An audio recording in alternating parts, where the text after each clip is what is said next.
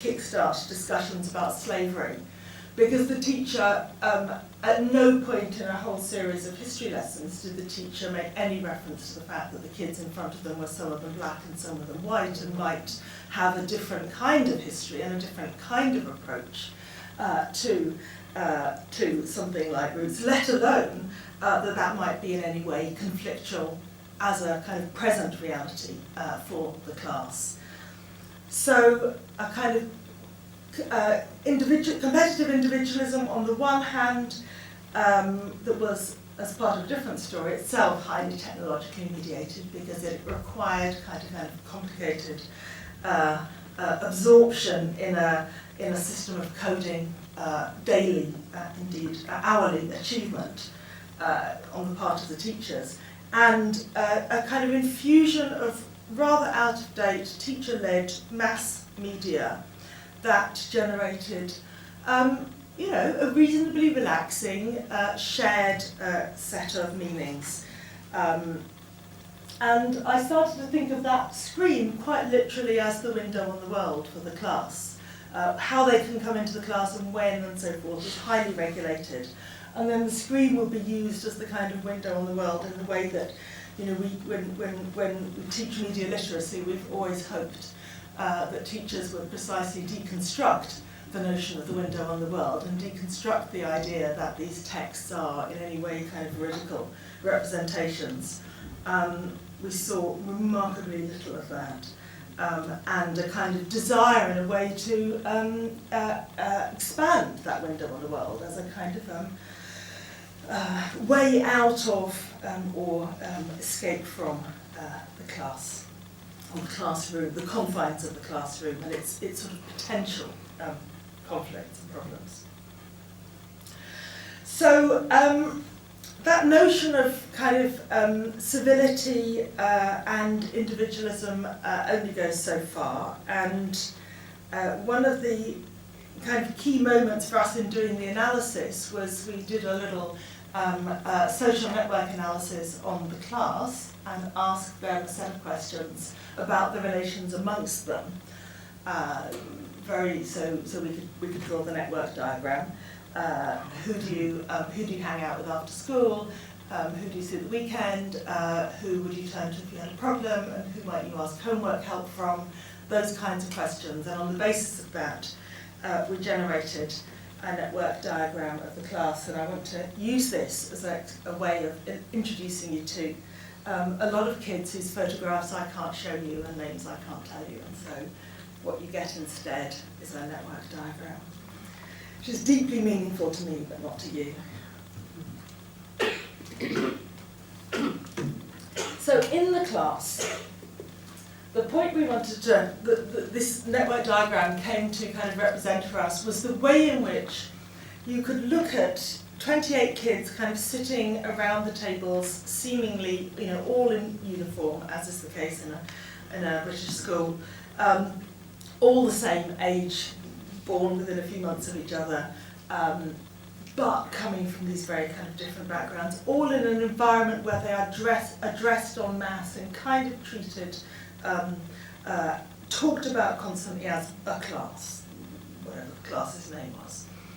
But when we asked them, what are the informal networks among you, and we also asked, who are you Facebook friends with, and who do you play games with online, so it was a kind of offline-online social network.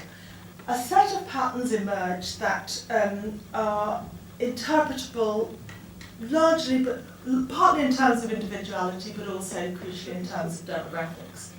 So, actually my daughter was looking at this morning and she said, hey, go Gideon, what is it? You are the guy at the centre of the class. How do you get to be the centre? You can see that there is a group of kids, mainly boys, I can tell you mainly middle-class boys, at the centre of the class, kind of creating the action, and they're the ones who hang out together most tightly online and offline. And then we have various kinds of separations which show you something about how children kind of re-separate their lives. I don't know what's going to happen to the mic. A group on the far on the right, who are the ethnic minority boys, because the boys in the centre are mainly, but not all white, but the ethnic minority boys are on the right. A group of girls on the left, who are the ethnic minority girls, because the two girls here are white. The girls more in the centre are white, 3 of the 4, and ethnic minorities on the left, kind of self-separating out. The 2 girls at the bottom, Adriana and Megan, you can see are the ones who have kind of connected themselves to the popular boys, and they are, you know, girls who think they're the right ones to be. And Giselle and Sarah at the top are the 2 who've been designated gifted and talented, which is a very peculiar label that teachers at schools like to apply, which set them apart a bit, and they were mainly linked in because they're who everyone asks homework help from. And one group, Max, Jenna and Alice, who formed a kind of neat clique because they were connected to each other, who were interesting because they crossed class, gender and ethnic boundaries, and they were the Harry Potter fans. And they found the kind of media to connect them across barriers, which you could see were really quite deep and in other ways separated the kids out. So I'm going to come back to this picture in a minute, but I'll just first say something a little bit about the chaos, the mess and the muddle of home life by comparison with the neat, orderly space of school, with its kind of rigid rules for uniform and order of seating. There was a seating plan always, and a whole host of rules that got me down by the end of the day, let alone the kids. Home is a muddled space, and it's a muddled space, as we know, that is now just stuffed full of media. And when we went home and talked to the parents, there was just this kind of very intense, for them, very intense paradox almost between the way in which they have kitted out the home and the degree to which they then worry about what they've done, and worry about how it is that kids are spending so much time with the media that they have quite obviously paid for and connected and updated and so forth. So for the parents looking on, there was this kind of constant puzzlement about what is the value, how can it possibly be beneficial, where can it lead, but I must get my child ahead, I must make sure that they don't fall behind, so I have to buy them all the kit and technologies that they would need. So the individuality of home life, I also just use these pictures to convey the very different or very diverse ways in which families are able to resource children in their learning. And so something school most obviously, but also the potential of digital media enters into a set of spaces that are already so differently and in many ways unequally resourced. But what every parent is asking themselves is, what do I need to get my child ahead into the future that somehow I believe is going to be much more digital than even the present is, and definitely more digital than my childhood was. So I know I've kind of got to get them somewhere, but I don't know where. So I'm just going to try to give you a sense that all of these kids has a different YouTube story. Let's just see if I can do this. And I figured out that I could make the colours change so you know who I was talking about, but it may work. I won't tell you an equal amount about all of them because you don't want me to go on that long. But just to bring out a few stories. Okay, so Yusuf, who just said he liked going on YouTube, was his go-to thing in the evening to relax, and he liked looking at funny stuff. It sounds trite, but Yusuf's house, and his father described himself, they were kind of rather anxious, not well off, aspirational household, in which the father described himself as the head teacher, and he had the same kind of charts for the kids' educational achievement on the wall at home as we saw in the school. Raise your level, what's your level, and so forth, and the kid had a star chart at 13.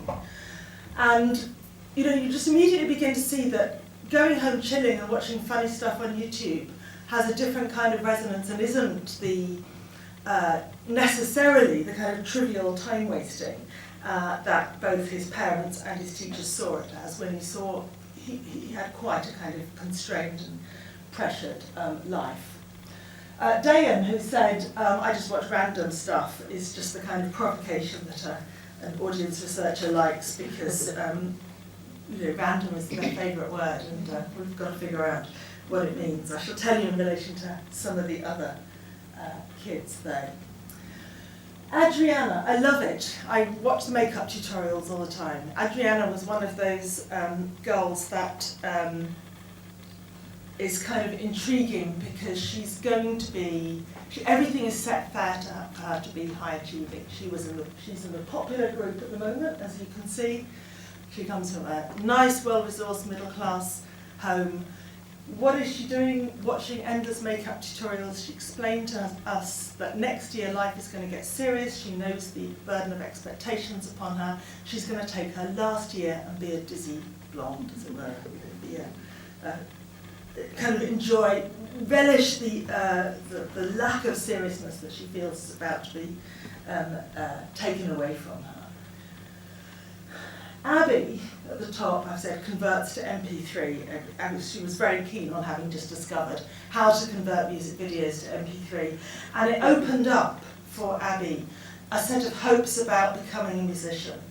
And Abby came from one of our most poorest and most troubled homes, with a kind of history of emotional and financial difficulties. And her hope was to become a successful musician. And there's a kind of number of kids for whom YouTube seems to provide that route. I just went back and talked to